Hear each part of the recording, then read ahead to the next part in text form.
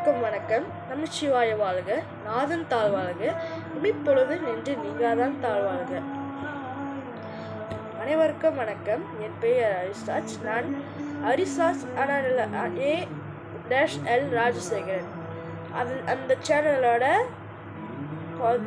ஒரு ஓனராக இது பண்ணுறேன். நான் தான் யூடியூப் சேனலில் செய்வேன். இன்று நான் என்ன போட போகிறேன்னா, திருநர் ஏன் உருவானுச்சுன்னு தான், திருநர் எப்படி செய்கிறாங்கன்னு தான் இன்றைக்கி நம்ம ப்ராசஸ் பண்ணி பார்க்க போகிறோம். வீடியோ பார்க்குறவங்க லைக் பண்ணுங்கள், ஷேர் பண்ணுங்கள், சப்ஸ்கிரைப் பண்ணுங்கள். இன்னும் நல்ல விஷயங்கள் வேணும்னா காமெண்ட்டில் சொல்லுங்கள், நானும் செக் பண்ணி போடுறேன். திருநர் எப்படி செய்வாங்கன்னா, ஃபஸ்ட்டு மாட்டு சாணியை அந்த மாடு போடும்ல, அந்த சாணி உருண்டியாக்கி நெருப்பு பற்ற வைப்பாங்க.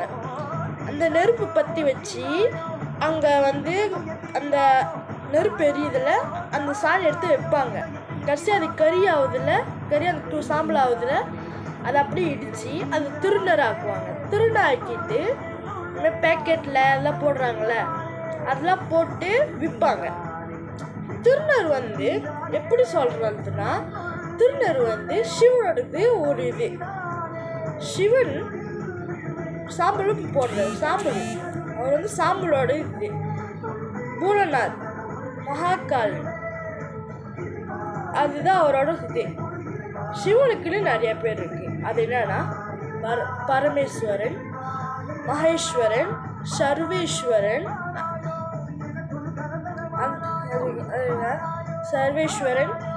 மகாகாலன், ராமேஸ்வரன், விஸ்வநாதன், அப்படின்னு நிறைய பேர் இருக்கு. மீனாட்சி சக்கரலிங்கேஸ்வரர் கூட பேர் இருக்குது.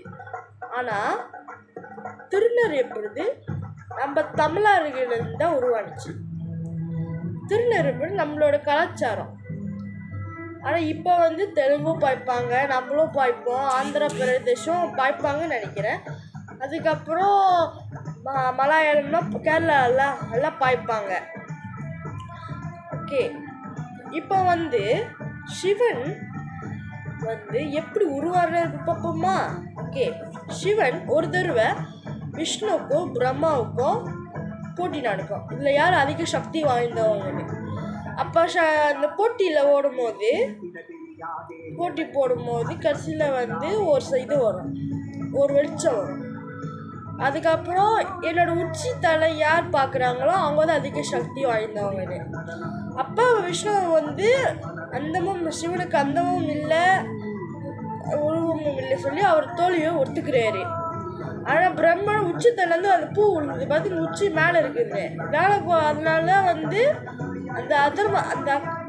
அக்கரத்தமத்தை அழிக்க காலபைரவ அவதாரம் எடுத்தார். அதனால தான் அவர் பேர் காலபைரவன். அந்த அதர்மத் தலையை எடுத்ததான் மொத்தம் பிரம்மனுக்கு 4 தலை, 5ஆவது தலை அக்கிரமத்து தலை. அந்த தலை எடுத்தனால அவர் காலபைரவர் என்று பேர் வந்துச்சு. அதனால தான் அப்படிதான் சிவனை உருவானார். ஓகே, அதனால தான் இந்த மந்திரத்தை சொல்லுங்க, கண்டிப்பாக சிவனோட அருள் கிடைக்கும். ஹர ஹர சம்பு என்று 11 தடவை சொல்லுங்க, இல்லைன்னு எத்தனை தடவைனாலும் சொல்லலாம். இந்த நாமத்தை சொல்லி பாருங்க, சிவனோட அருள் கிடைக்கும்னு நான் நம்புகிறேன். நன்றி, வணக்கம்.